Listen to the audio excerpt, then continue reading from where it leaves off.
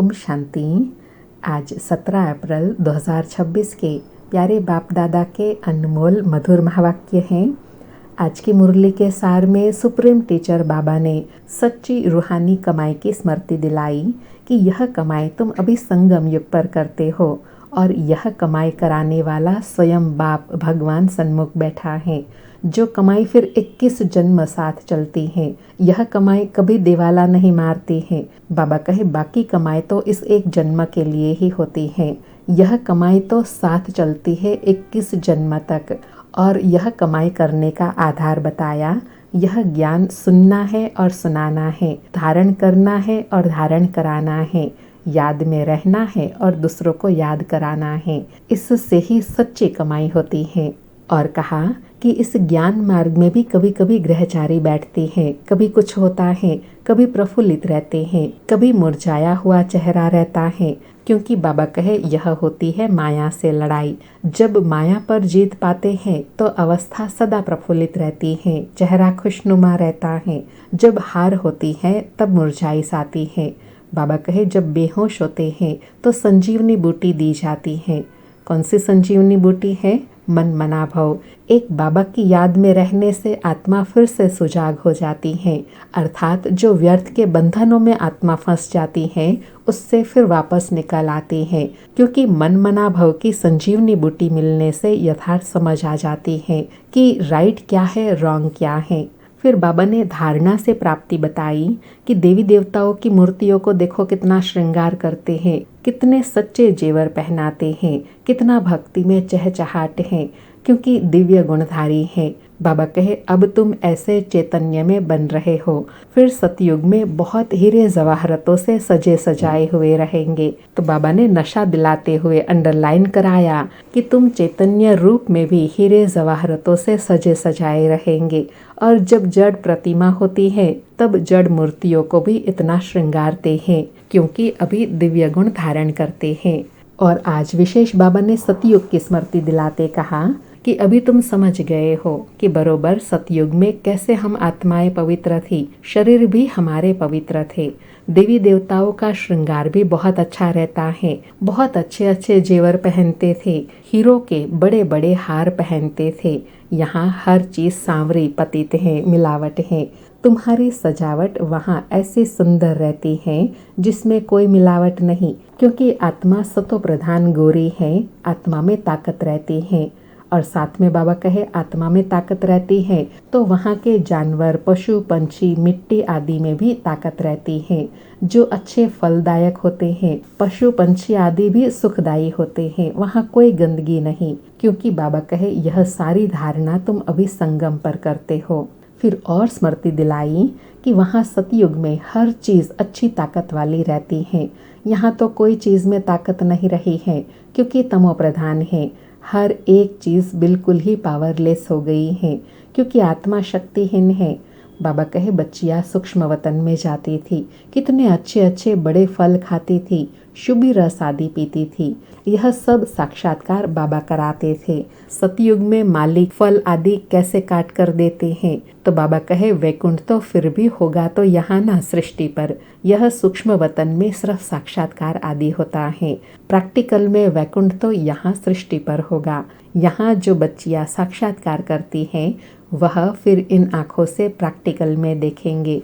और साथ में अंडरलाइन कराते कहा कि जैसी जिसकी स्थिति होंगी वैसी उनकी सजावट होंगी। फिर संगम युगी ब्राह्मण जन्म का महत्व बताते कहा कि यह तुम्हारा जीवन बहुत अमूल्य है, बहादुरी सारी इस जन्म की है। जबकि बाप आकर हमको इतना पावन बनाते हैं, इसी जन्म में हम पावन बनते हैं, हम रूहानी सेवा के लायक बनते हैं। बाबा कहे वह होते हैं जिस्मानी सोशल वर्कर, जो देह अभिमान में रहते हैं। तुम देही अभिमानी हो, दूसरों को भी देही अभिमानी बनने का रास्ता बताते हो, आत्माओं को रूहानी यात्रा पर ले जाते हो। इस जन्म में तुम ईश्वरीय सेवा करते हो, इस जन्म में इस सेवा द्वारा ही तुम श्रेष्ठ प्राप्ति करते हो। इसलिए यह संगम युगी जन्म अमूल्य है। फिर याद के लिए कहा कि आत्मा में ही खाद पड़ी है, आत्मा को ही सतो प्रधान बनना है। जितना याद में रहेंगे उतना पवित्र बनेंगे, नहीं तो कम पवित्र बनेंगे। पापों का बोझा जो सिर पर है वह याद की यात्रा से ही उतरना है।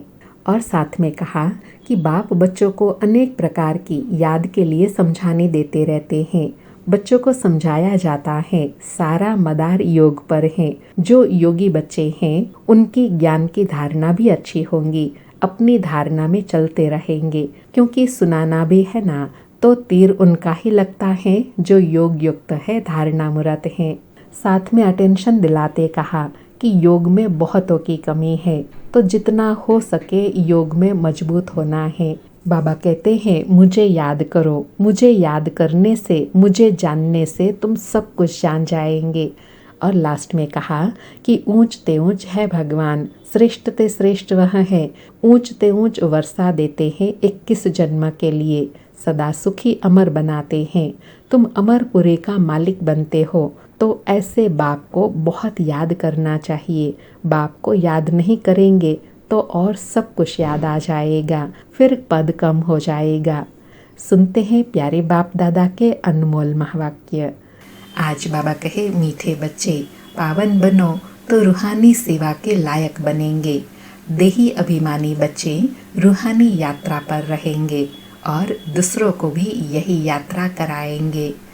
आज मुरली से प्रश्न है, संगम पर तुम बच्चे जो कमाई करते हो यही सच्ची कमाई है कैसे?